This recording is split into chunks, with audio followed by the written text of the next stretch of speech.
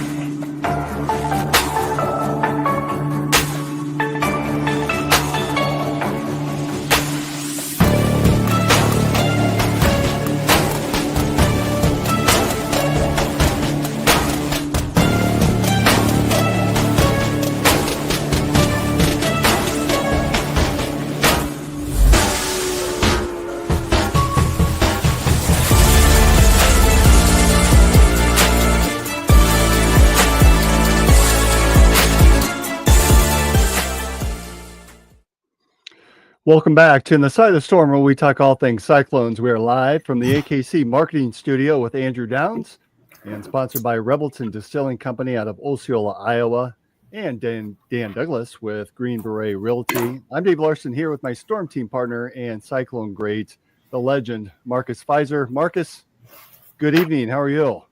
I'm doing well, Dave. How about yourself? I'm doing good. You know, as I was sitting down, putting some thoughts together on the show, I'm thinking, it's kind of a slower week, not a lot going on. We've got a couple games going on, and then, you know, we potted last Friday, and then, bam, things just percolated and popped today. So I want to jump first to the football news. And one thing before we get too deep into it, the heralded J.J. Cole announced he's transferring to Appalachian State, so it's not a complete surprise. Obviously, he had entered the transfer portal earlier. Just was trying to decide where. I'm a little surprised at where he ended up. App State is in they compete in the Sun Belt Conference, which is the same conference as Marshall, University of Louisiana, which Cyclone fans are familiar with after playing them a couple of years ago in a tight one. Troy, Texas State, James Madison, who's had a couple of decent seasons, and App State is coming off a disappointing record of 5-6 and 3-5 in conference. So he appears to have landed in a good spot for him. I think gives him a chance to showcase his talents. But really, the big news that came out late this afternoon, Matt Campbell, reports are coming out from the Chicago Tribune, and then I've seen the Athletic report on this as well. But apparently, Coach Campbell is scheduled for an interview with the Chicago Bears. Travis Hines with the Des Moines Register had sent out a text chain just letting fans know that he had received some pushback that it may or may not actually be a real thing. But that's been a couple of hours ago, and I think we've seen some news reports to suggest that it's probably going to happen. Three Beards' own Chris Shipley, who's a Bears super fan, seemed awfully giddy in our text messages today. Your thoughts, Marcus, on Coach Campbell and being tied in with an interview with the Bears? Well, I mean, you know, being that student athlete once before and having my head coach is, you know, courted by the professional ranks is something that I'm versed to. So when you have great coaching, this is something that you should expect. I mean, you know, we can't be too upset about that. You know, otherwise he wouldn't be doing a good job for us if he wouldn't be getting that kind of recognition. So, you know, I think he's totally worthy for that position and, you know, the opportunity if, you know, he chooses that way. chooses that route. Obviously, we would prefer for him to remain at the great Iowa State University, but, we'll see what happens with, in the future to come. In years past, Coach Campbell's name has come up with a variety of different jobs, and some are probably true. Some are probably just more rumor than anything. I think I've heard potential with the Jets at one time. I think I've heard the Browns, although that's been a while. I believe the Lions had maybe either had a discussion or coach had declined to meet with them. Potentially, do you see there being a fit here with the Bears? With the young squad that they have, especially with the young quarterback that they have, that's extremely talented. Coming into an organization that hadn't, in the history of the organization, fired a coach during the season, that's something to think about. I think his approach and his style of coaching would definitely translate with those type guys, and you never know until it happens. Like I said, we much rather him remain at Iowa State, but we totally understand it's a business. We understand that we each and every one of us want to elevate and level up, in whatever our professional ranks are, and we're wishing him the best if that's what he decides to do. Well, and you're right. That seems like an ideal landing spot. If you're going to pick a spot, you're staying relatively close to home. We know he's an Ohio native. I think that there's a number of Iowa State fans that are in and around the Chicagoland area that, of all the teams, this might be one that Cyclone Nation could support, with the Bears being so close. Obviously, I agree it would suck, but boy, having Caleb Williams, a young guy that has shown a lot of potential in this first season with the Bears, that seems like a great opportunity. Yeah, for Chris Shipley, it'll be bittersweet. But I mean, at least I guess for that side, he'd probably feel like now his Bears can, be elevated out of the skid that they've been on. But it's just the nature of the game. Like I said, we don't want to hold anyone back. Even when my freshman year, when we got called over to the Hilton, very early in the morning, to get that news from Coach Floyd, I knew, then that it was something that become a part of the business. I understood it more. Didn't hold no ill will feelings or anything about him from that moment, on. I mean, it's just a part of it. And then he was replaced with Tim Floyd 2.0 with Larry Eustachy, and the rest is just history. So it's just the nature of the beast. And now I'm sure, as much as collegiate sports is turning into a business now as well, I know the guys will understand it. Looking back at the time with Floyd, there were a lot of rumors circulating in those, even the last couple of seasons prior to him accepting the Bulls job. As a freshman, looking back now, did you see some signs in retrospect that you thought, yeah, I saw that one coming? I've heard rumors that Jerry Krause or Jerry Reinsdorf were pulling up next to the Hilton and picking up Coach Floyd and going out for lunch after practice. Did you see any of that going on?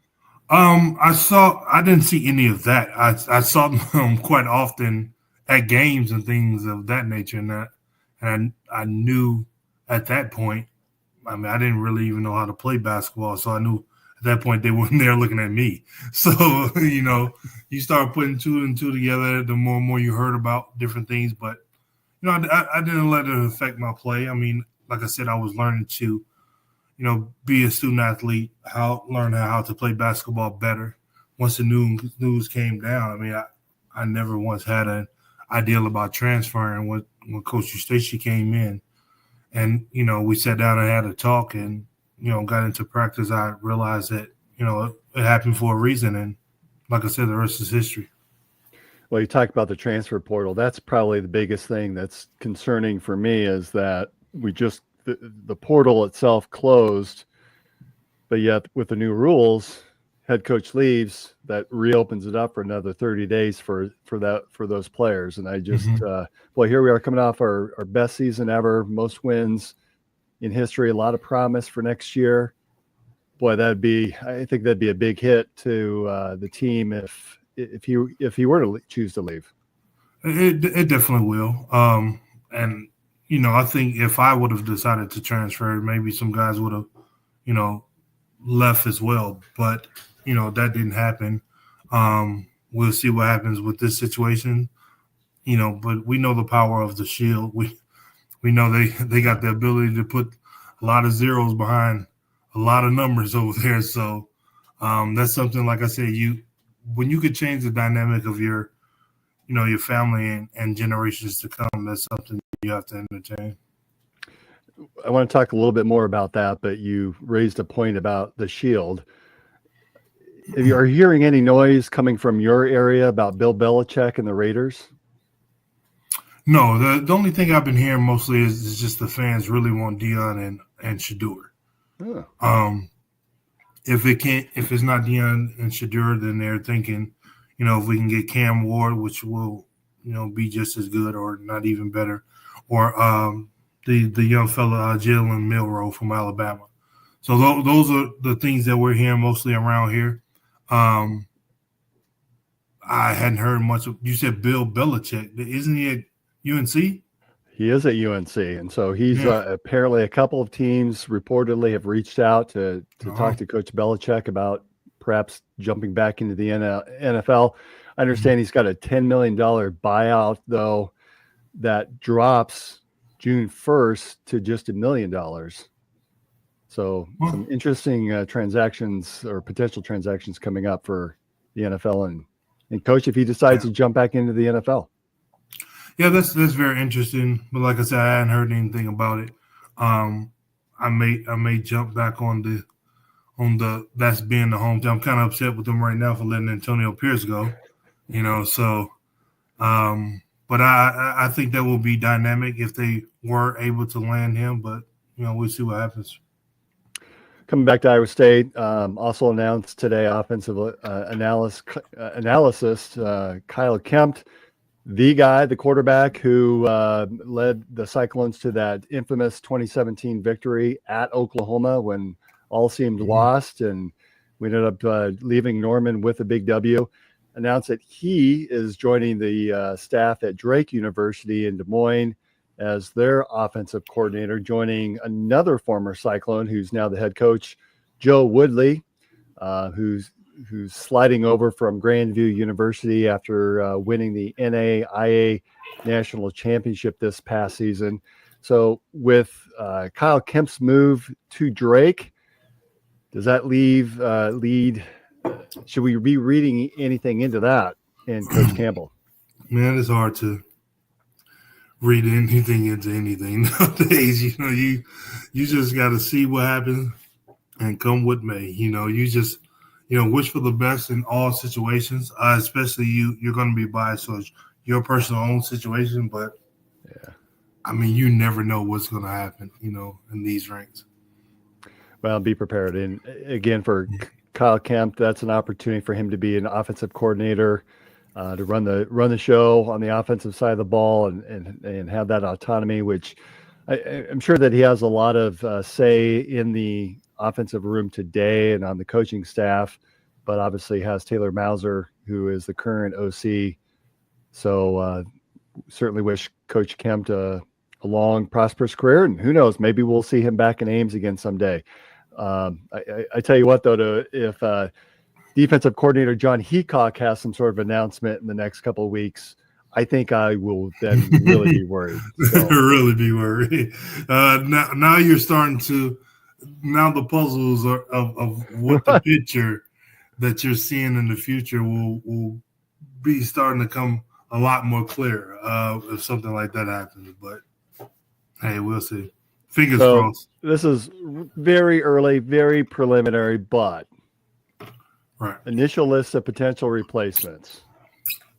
Do we look at someone like Nate Schillhouse, who was the offensive coordinator a year ago, left to join the Los Angeles Rams? Although if Coach Campbell takes the Bears job or any NFL job, I would suspect that Coach Schillhouse would perhaps be on that list. Mm-hmm. Could Taylor Mauser be the one? Although he just finished up his first season as offensive coordinator, but grew up coaching under Coach Campbell, has been there every season, came in from Toledo.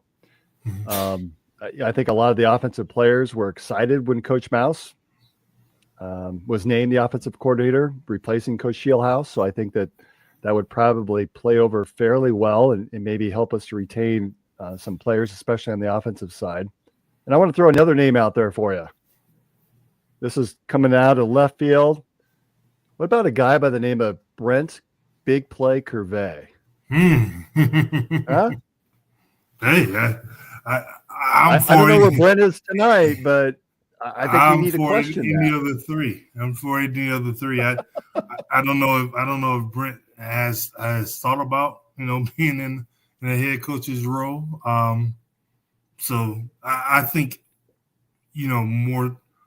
more so the kids would probably be more inclined to possibly being with Coach Mauser. If that was the case, him being elevated to the head man, and possibly Brent being on number 2 on that options list, if that's an option. So we go with those 2, 1, 2, and see what happens. I mean, fun times if that occurs. All right, saying back in the football world, Brock Purdy and the 49ers ended their season, meaning that Brock is now eligible and up for a new contract. Of course, he still has 1 year left on that sham of a rookie deal that he's far surpassed that after his first 4 or 5 games in his rookie season. Dak Prescott of the I wish I could say better things about the Cowboys, but as a Cowboys fan, they leave me frustrated year after year. But Dak has set the bar at $60 million a year. I think that they need to sign Brock early in the signing period and not wait, because inevitably other quarterbacks are going to sign deals, and that number is just going to go up and increase. So if you sign him now, you probably get a little bit of a bargain. What do you think? I think from what we know about Brock, he's definitely deserving of it.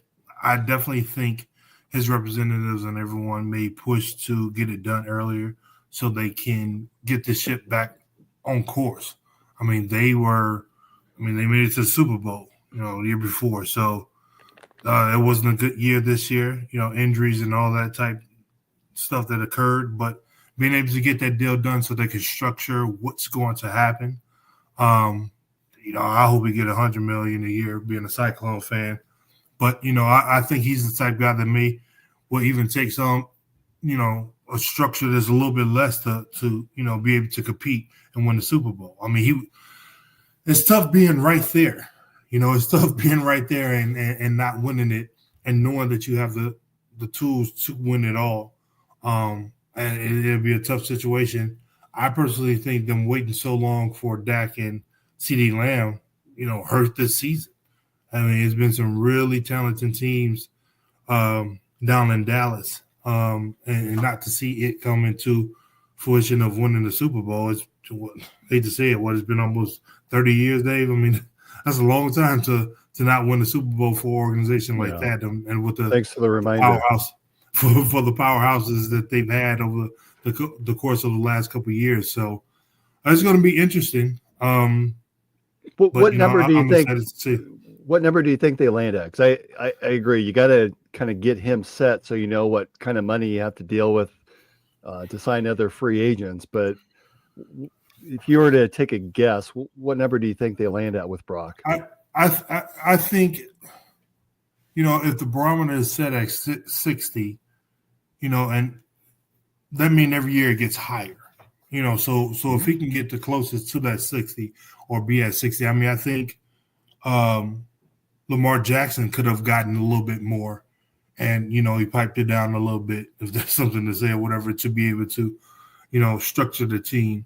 So I think Pat Mahomes said it higher. It keeps getting higher, whatever. But like I said, I think Brock is in a situation where, and not to say that other guys are money hungry or anything like that. I'm all for athletes getting as much as they can. because once those wheels fall off, they fall off and not getting back on. Well, but when you have Brock's got to pay for all those Toyota trucks that he bought as offensive linemen too. if Brock paying for those, he need to get a different agent because that's not a good deal. That's supposed to be an endorsement deal already set up. But those are some nice trucks too. I rented one of those trucks for the funeral when I went back home, and very thoroughly impressed. And I just had the basic, entry level Tundra. Had me looking at the newer ones today. There you go.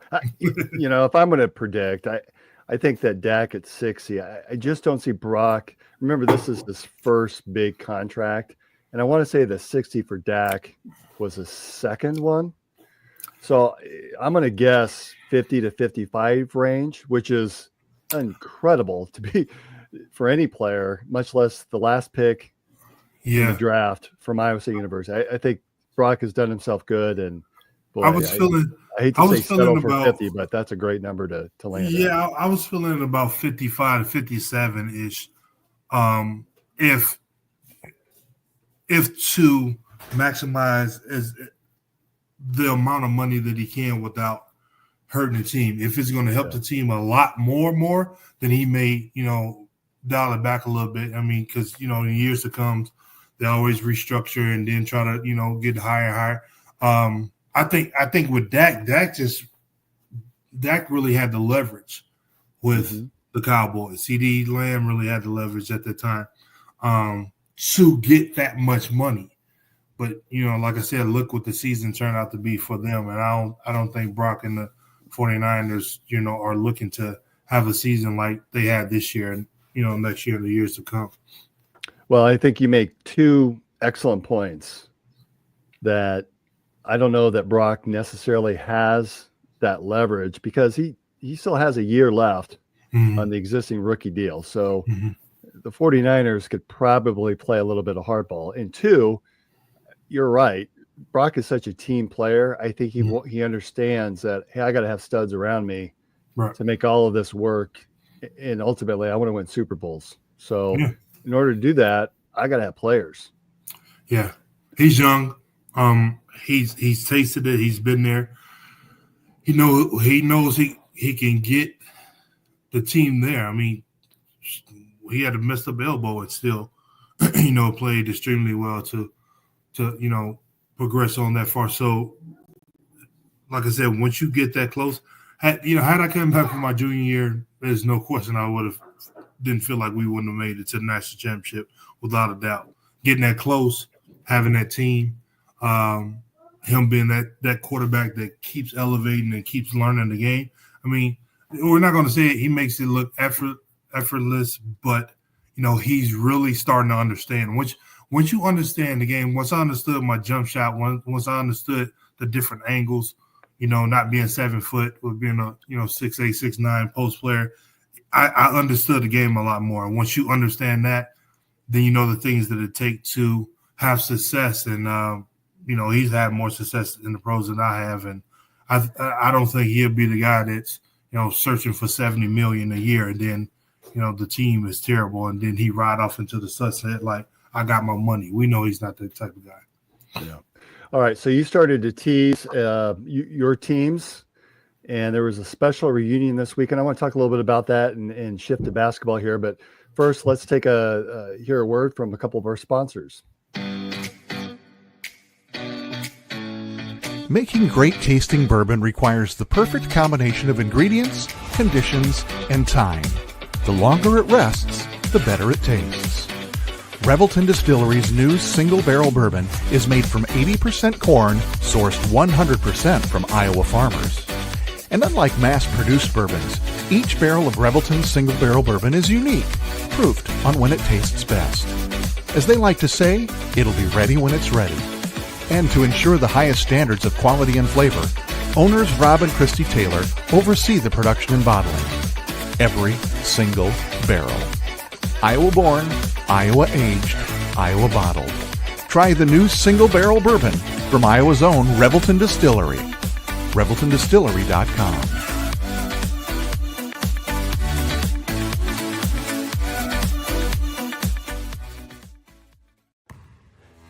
energy meets precision, anything is possible.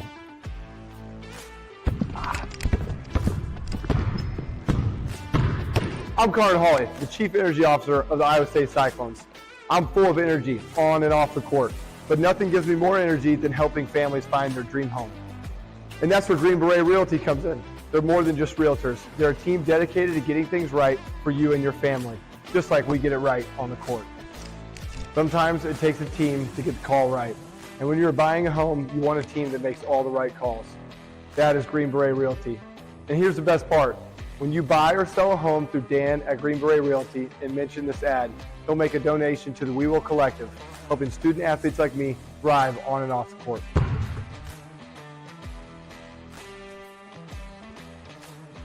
Green Beret Realty, because getting the call right means everything. All right, we're back to the side of the storm. Hey, Marcus, watching Conrad Hawley there act. Have you ever had to act? I'm sorry, it was on mute. Can you say it again? So watching Conrad in that last commercial for Dan Douglas, have you ever had to act? Oh, absolutely. Commercials and things like that. Yeah. Yeah. Different commercials, different, like promotional drops and stuff like that. Absolutely. Is there one in familiar or one in that you can mention that we could all go look at some point? And we won't right now, but because I want to pull it up later in another show and Brendan and I can make fun of you. Nothing off the top of my head, but as a rookie, it was tons of them. I mean, different car dealerships or, Chevrolet, I think one we did years ago. Another one with Nike. I had to do a lot of them with Nike. It's like a upper deck, a lot of trading card stuff. There's this one thing that they had me dunking where it made it look like I was 10 feet over the rim, and I was like, that ain't real. But yeah, a lot of stuff like that. And it's tiresome. Like they have you there for hours. Hours for like a 30-second drop. Oh, that's awesome. But I'm like, right, I knew that one was good. I want to talk about the men, but first the women who are actually playing right now. A disappointing loss against a really good Utah team on Sunday evening. I was up there for that game, losing by 75 to 67. Boy, the women got down early, and it was just tough to come back. At one point, they did catch back up, but you know how that is. You get down, you fight back, you just kind of run out of gas, and I think the women did too. Continue to struggle from the outside in that game. By the time this show airs, if you're not listening live or watching on YouTube live, will probably be a little bit outdated because we're playing at Arizona State. I can say that the team looks a lot better tonight. Shooting seems to be much better up from the outside. So I'll be excited to go back and replay and watch that game. And then on Saturday, the women play at Arizona. So we're making that little swing that the men's team will be doing in a couple of weeks. That should be a pretty close matchup against Arizona on Saturday afternoon. I get the sense, though, from Coach Fennelly and from what I've seen from his pressers and in the articles that I've seen online, that the coaching staff remains engaged. The players are still engaged. Again, we've got a ton of season still remaining to go. We're 3 games into the Big 12 season. And I'll say it again, I think all the pieces remain in place. Just need to kind of get our mojo back and get that shooting touch back from the outside. I think we'll be all right. Again, we had one of the toughest non-conference schedules in the country and playing 3 of the Final Four teams from last year. So I really kind of looking forward to seeing how these next few games shape up for the Cyclones. No, Marcus, have you had a chance to watch some of these games? Yeah, I got the one that's playing that they're playing in right now. I don't think we're really concerned about rankings or anything like that. Like you said, we've played some tough teams in the preseason or the season before, the regular season before the conference. A lot of good tests. Get into the Big 12. We know how tough and how resilient the coaching staff is.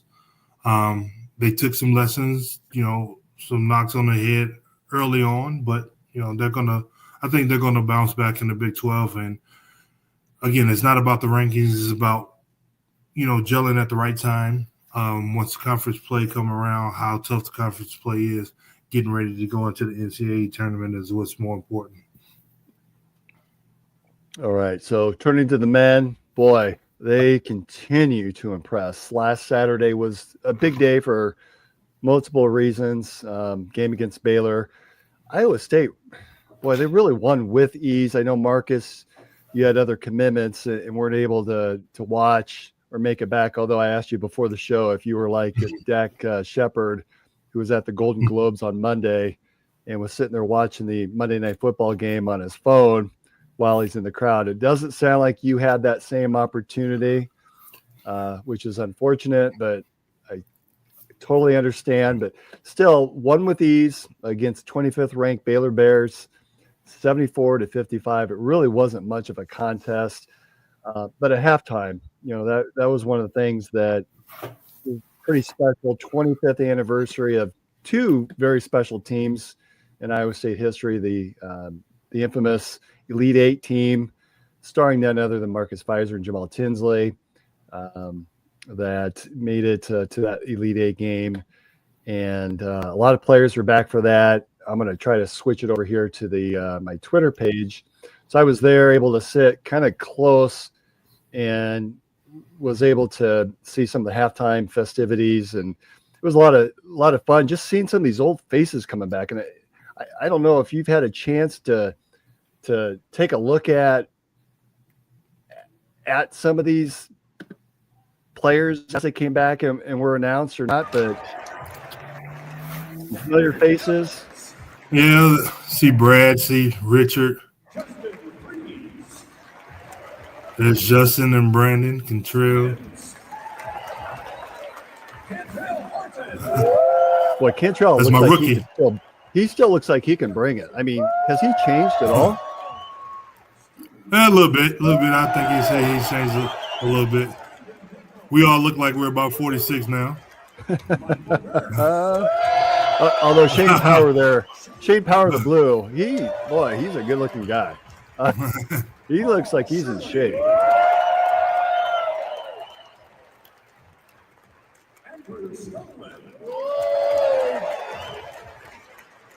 Boy, Skoggs is he's still a big man.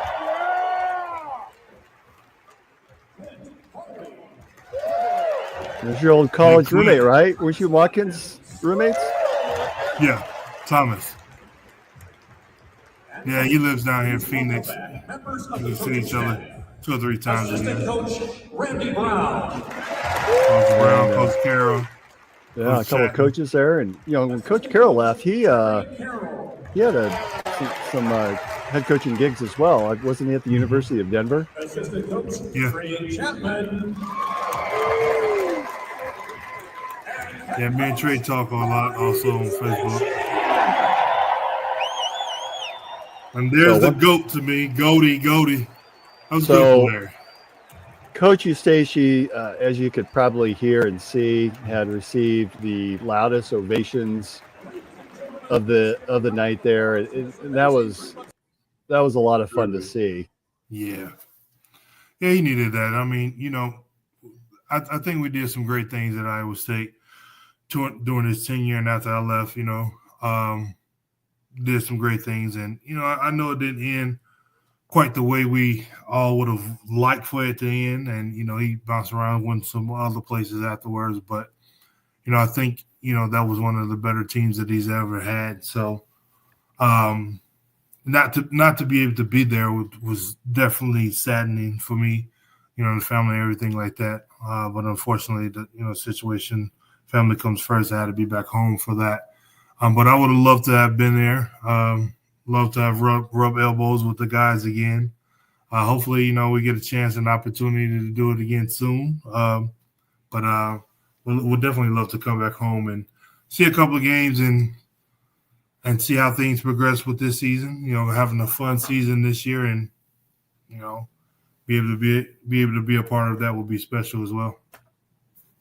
Well, and I mentioned Coach Eustace. So he had lost his ponytail that he had a year ago when I think he came with a son who was coaching for one of the Utah or Idaho teams, excuse me. It was interesting to hear some of his comments leading up to that game and immediately following that. There's some recognition there about how hard he worked you guys. And you've mentioned this repeatedly, how tough practices were and that the games were almost easier than the practices themselves. And feels like, or sound like he's even got some regret that I think it sort of wears on him and he takes some blame for that Hampton loss. And I know you were gone playing for the Bulls at that time, but I think that there was a general consensus that that team was just out of gas at that point. And I think he feels like he owns some of that he's sort of come to that realization that, well, that did occur and he was able to maximize everyone's talents and had two really exceptional teams that he left everybody just with nothing left. Well, obviously I wasn't a part of that, team that lost to Hampton.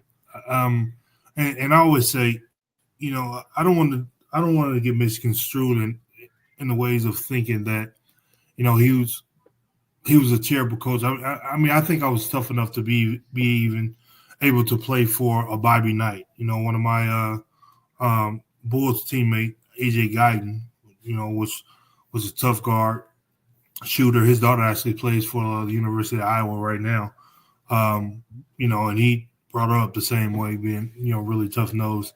So I don't want to get misconstrued and think that, he was, throwing balls at us or anything, trophies, anything like that. Like we just really had a focused, he just really had a focused mindset. He had it locked in of where he wanted us to be.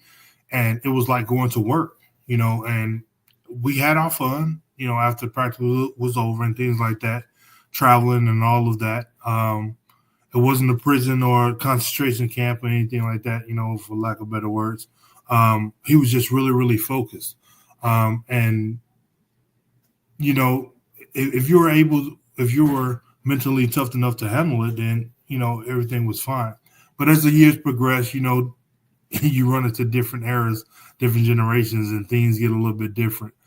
So the approach that he took, in the late 90s and the early 2000s really didn't translate over extremely well at Colorado State for him. So that ended kind of badly, for him. So I think after that he got out of coaching and just started doing some other consulting and things of that nature. But it's just the nature of the beast. I don't think, Coach Bobby Knight and some other coaches, even, Coach Chaney from Temple will be able to coach in this era because, these kids are a little bit different now.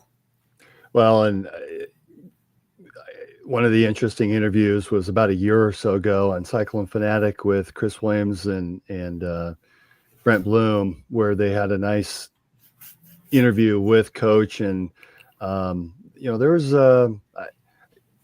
he had a cup of coffee down at Southern Miss or Mississippi State, one of those schools. Southern Miss for about Southern Miss. 2 years. Yeah. And then obviously Colorado State. And he still says, I'm a Cyclone.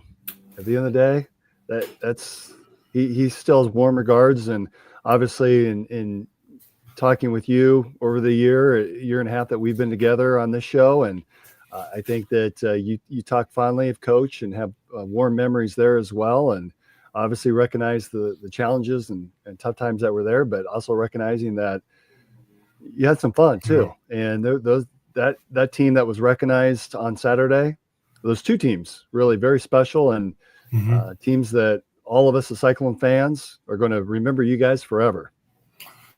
Yeah, without a doubt. I mean, you can see from losing. I guess you would say the conference leading scorer back-to-back years, and then after my junior year, the player of the year of the conference, and to put together the next year the team that won the Big 12 as well. That shows you how good of the coaching staff and the talent that we had at Iowa State. It was fun to be a fan my rookie year, in the pros and to watch, those guys play. Up until that Hampton game, that was pretty much of a shocker for me, but a shocker for everyone else as well. But like I said, we had fun. We just really, really knew from Coach Stacey down to Coach Carroll, Coach Linda Perry, Coach Barnes, what they wanted from us, what they needed from us. And there was no gray area in it. We knew if a stride stop was to come in the lane after penetrating from the guard to me being the 5, that's what they expected. The stride stop, Mike Nurse sliding to the wing because now they're doubling, kick the ball out, he make the 3, and we getting back on D. I remember showing, I think early in the podcast, what they were showing the game that we won down to Kansas, and kicked the ball out to Cantrell. Cantrell shot a 3 early on, and before the ball was hitting the nets, we were getting back. I was peeling out of the lane, getting back on defense, and he made the shot. He was pointing back for Mike Nurse to get the hold, and he was getting the top. It was that structure that we knew. That offensive end was an exciting reward. We were based on defense, and we knew as soon as we knew that offensive possession was over with a basket or a missed shot that we weren't going to get, we're getting back on defense to protect the hole. So we just knew the things that we had to do to be successful, and once you buy into that translates into wins. So we had a comment here from Brian on he said on YouTube saying no one cares about college. Sorry, Brian. This is in the side of the storm where we talk Cyclones, the Iowa State Cyclones, which is our college team and who we support. So, hey, Marcus, describe the impact that Coach Stacey had on your career as an NBA player. Do you think that you would have seen the NBA? Maybe I'll take that back. Because I think you're McDonald's All-American. You would have played in the NBA, I think. And your talent was certainly there. But what was the impact that Coach Stacey had on your career?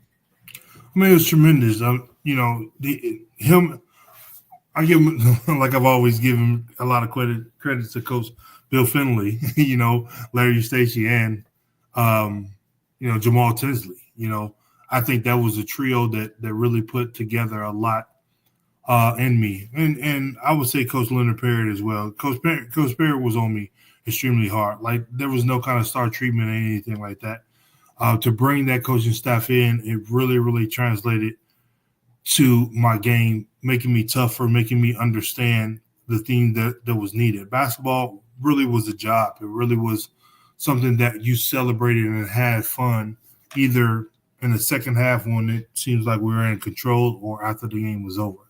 So to be able to have that dynamic of support all the way around, I was excited about coming back for my senior year, especially after losing the way that we lost. But, like I said, the story goes, unfortunately, how my parents' house burned down, childhood home burned down. So at that point, it was evident that I needed to leave, and the opportunity presented itself. Well, who knows? With the way that the NIL is working, I think you still might have a year of eligibility left. The eligibility may still be there, but like I said earlier, when those wheels fall off, they're done.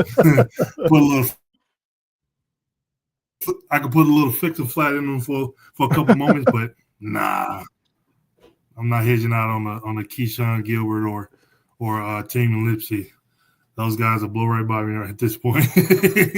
Well, and speaking of this year's team, so last night played Utah, came out ahead again. Started a little bit slow. I meant to take a quick look at the halftime scores. It felt like we were in the 30s at halftime, and I really kind of questioned whether or not we would hit that 80-point mark, but ended up doing that. And to be honest, I don't know what the hell I was drinking on Friday, but I think I'd said Houston on Tuesday, and I think I just looked at the wrong logo, and we don't even play Houston until February, and it's in Houston. I think we'll all know when that game is because it'll be all over there, every station, and I think it'll be probably on primetime ESPN because that's going to be probably a huge game for the Big 12. Last night, Taman with 20 and Curtis with 23. One thing I found interesting, Deshaun Jackson, though, had really an off night. 0 for 2 shooting and no points. Thoughts on Big Dog? Yeah, we got to get a lot more production out of him. we're starting to get into the crux of the season that's way tougher than, a lot of the early season, the regular season. It's new for him. This is definitely a tougher conference. No knock on the conference that he came from, but definitely we feel like it's the best conference in the nation in terms of basketball or collegiate sports. So we're early on into it. We're looking forward to him, being the player that he's been. His previous stops that he played college basketball. It's not easy. I remember my first couple games in the Big 12. It's extremely tough. So we'll see what happens in terms of, getting them in the right positions. Been a lot more aggressive. You can't miss 2 shots and then think, the night is over. I'll go 0 for 10, and before you know it, be 10 for 20. Now I'm at 50%. So, it was a guy, I forget the name of the sports store names. He said it from the first moment I met him, the owner there. It was across the hall from the Buckle. And as soon as I walked in, he used to always tell me, when in doubt, shoot, otherwise shoot. And at first I didn't understand it. And then a couple more times I went in there, he kept saying it, and I said, I got you. I understand it now. And so I never let it be a doubt. I knew that there was something that needed to be had, in order for us to have success and, put that rock up. Well, I like and we've talked about this. What I love about this team is that we can beat you in so many different ways. Yeah. If the big guys are off, you know what? We've got guards that will kill you. And that's kind of what happened last night between Taman and Curtis. And then, boy, if they're off a little bit, we have the presidents down low that will take over. We've got Momcilovic, who will just start keep draining threes from the outside. And what's that say about this team when we have really an off night and can still beat a quality team like Utah the way that we did? It reminds me a lot of our teams. I know there was a few games where, they focused in on me and, Jamal will have a triple-double that nobody's seen happening. I remember specifically we played Missouri at home. And I forget the big Soyoye is an African kid. I caught an elbow in the throat going to rebound the ball. And, it really threw me off my game. I told Jamal earlier, I was like, man, I'm hurting. It really, really threw me off my game. Mike had a big game, knocked down some big shots. Jamal carried us that game, and at the end of the game, he had a triple-double. I personally would like to see, Milan, shoot the ball a lot more. That guy has a stroke on him that is just absolutely – it's pretty. it reminds you – it reminds me of Peja Stojakovic. To have a big kid to be able to shoot that ball, and it's one of those shots that don't hit the rim a lot. Or another guy, a little bit of a different player, but coming back to your era, Mike Nurse. I mean, that guy can shoot it. Yeah, Mike can really shoot it. He reminds me a lot. Curtis reminds me a lot of him. Just straight, fearless. I've seen Mike catch the ball from across half court, and I'm looking up thinking to myself, what the hell is that? But he put the ball up and, definitely knocked it down.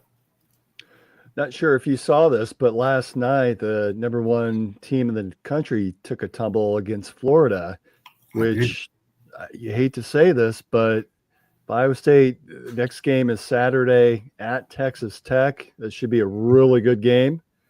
That should we come out victorious, we could be seeing a ranking of number 2. Yeah, that's going to be. I saw Texas Tech play a couple days ago. I think when I was back home, I saw them play. They're really tough, especially at home. That's going to be an exciting one. And like I told you earlier, my Oklahoma City Thunder and the Cavs are playing now, and that's a real knockdown, tight battle. So that's one I'm definitely excited to see. We've talked so much about the strengths and the talents of this team. Any concerns that you might have? Not necessarily any concerns. I like how level-headed TJ has this team. It's just, like I said earlier, it reminds me a lot of our team, my team. We just really didn't think I think once we got into conference, once we broke into the top 25, I really didn't think at all about rankings. Then we broke into the top 10 and they were saying, you guys in the top 10. I'm like, man, I don't mean nothing to me. Like these teams, these programs that we're facing are tough. I was so locked in on just doing whatever we had to do to win. We were in those winning streaks that I didn't realize that we were in those winning streaks. It was just a level-headed ball club that we did whatever we had to win, and I think this team reminds me a lot of that situation. Different era, they're playing a lot of different teams now than maybe the powerhouses that were in the Big 12 for us then are have moved on, but you still have like the Houstons and Kansas is still there. So we're going to see what's going to continuously happen once we get on the road and face a team like Texas Tech and things like that. Once we start winning those ball games, I knew that we had something special, and I'm looking forward to that as well here. Well, without being Captain Obvious, you have a bad shooting night. That's always a risk for any team, right? Just It happens to the best teams, even those that make it to the Final Four. It happens on occasion. I guess the one area and I think it came out last night in particular, there was at one point Utah went on I think a 15-2 run that Keyshawn hit a three to stop that and stop the bleeding. But at times we seem to, I don't want to call it laziness, but at times we get complacent with the defensive rebounding. We've seen a lot of positives on the offensive side, and boy, when they want to box out offensively or defensively, we look damn good. But it feels like at times if we're not careful and that's not front of mind, that could be something that could come back to hurt us at some point in the season. Yeah, when you typically have good rebounding tandems, that works out. Most of the time for the better of the team. Me and Stevie pretty much had that pretty much locked down. Paul came off the bench and did a great job. Martin as well. Dustin and Melvin Edgem. Those guys were a complete beast. George and Royce and those guys. Once you have those cores of players that's locking down and rebounding the ball extremely well, Josh is doing a great job. Rebounding. I think Deshaun needs to help a little bit more with that, and I foresee that helping. I foresee that coming. Because we've seen the things that he's capable of in the years past. So once you get that locked in, teams know that they're not going to get extra shots. That's something very important for the success. And to go past me and Stevie, we had Contrell Horton that was down there, and Brandon Hawkins that will sneak in there at 6'4", 6'5" to get some rebounds. May have Mike Nurse every once in a while sneak down in there when he's supposed to be getting back in Jamal Tinsley, but for the most part, limiting them to one shot is what's really important. And then just slowing it down and grinding in the basket. Going on the 15-2 run. I'm not necessarily saying TJ should have taken the timeout, whatever, but Larry would have burned all his time. I was right in and there if that would have been the case. But like we said, it's early in the conference, so I think it's going to fall into place. And I don't intend that to be a strong critique. It's more of an observation that, hey, if we're going to get dinged or something unfavorable is going to happen, it might be that. But we're really grasping here because this is just such a good team that has so much talent that all the pieces are there, much like the women's team, but even to a greater level. I mean, we've got the height, we've got the strength, we've got power, we've got shooting, we've got just gutsy players. Yeah, they've got it all. Yeah, that's what's scary. And I mentioned earlier, I don't think, maybe we're hiding Milan from, from being that secret weapon. But just a couple of games ago, he came out and nailed like 3 threes in a row. So, and that might have been actually the Baylor game. He was hot. He was on fire. I think that's mid, as the kids say, to what he's capable of doing. And if it produces when it needs to produce at the right time, then I'm not mad at it at all. Spread the wealth around, do the things that you got to do to continuously win on. I'm not, like I said, I'm not concerned really about the rankings. I'm concerned about being that locked in team.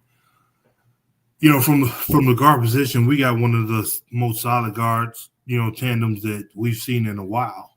And then, to have those guys that play such a high level and have such a high IQ for basketball, that translates, to deep runs into the tournament. All right. I want to ask you a question. So this came up during last night's broadcast. Okay. So they were chatting, Cyclones are up, and you start getting a little talkative during the game. Who do you trade?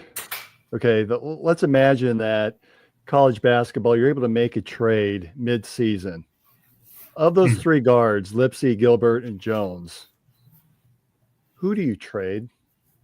Well, that ultimately have to be who you're bringing in. I mean, it's kind of like, you'll trade LeBron James in his prime for a prime Steph Curry. It'll have to be that level of play. If I'm trading, Taman or Keyshawn or even Curtis, you have to give me somebody like the big from Auburn that we lost to. It has to be Broom. It has to be one of those type players that you trade for. It's not just easily. You just can't easily say, well, I'll trade this guy because X, Y, and Z. It has to be, an ABC that's coming back. So it's hard to say, to think about, the realms of that. So that's what I pretty much said. For me, I really did think about that question. It's mid-game, and I'm thinking to myself, who the hell would I pick? Yeah, it's like choosing between your three kids. Mm-hmm. They're my kids. They're my favorite kids. I can't pick one of those. And to be honest, I didn't have an answer because they all do slightly different things, and they do them so well, and they're so valuable. I don't know that I could pick. If anything, I would just resign. Yeah, I mean, and like I said, it will have to be something in the realm of, as dynamic of the player that you're sending away. I'm trying to think like who in recent years. And Marcus, I don't know who that would be. Honestly, No. These three play off of each other so well. They're the right person, the right fit for different situations. Mm-hmm. That they are the heart and soul. They're the engine of this offense and really of the defense too. I wouldn't be able to do it. They're really special. Well, Toronto traded DeMar DeRozan, which was hard for, Kawhi Leonard, and then end up winning the championship. So, I mean, it's once that trade went down, it was like a what the hell moment. But yeah, and there's probably years past where I would look at players or teams and go, yeah, of these, I would trade this person. Of the current guard tandem, you put a gun to my head, you might as well pull the trigger. I don't know who I don't think I could do it. I honestly don't. No, it's tough to even think of fathom. Yeah. All right. So we got to close this show out here. Saturday, 1:00 tip against Texas Tech at Texas Tech. Of course, Marcus, you shared that's going to be a pretty tough one. Texas Tech is a good team, tough, exceptionally tough at home. I don't know.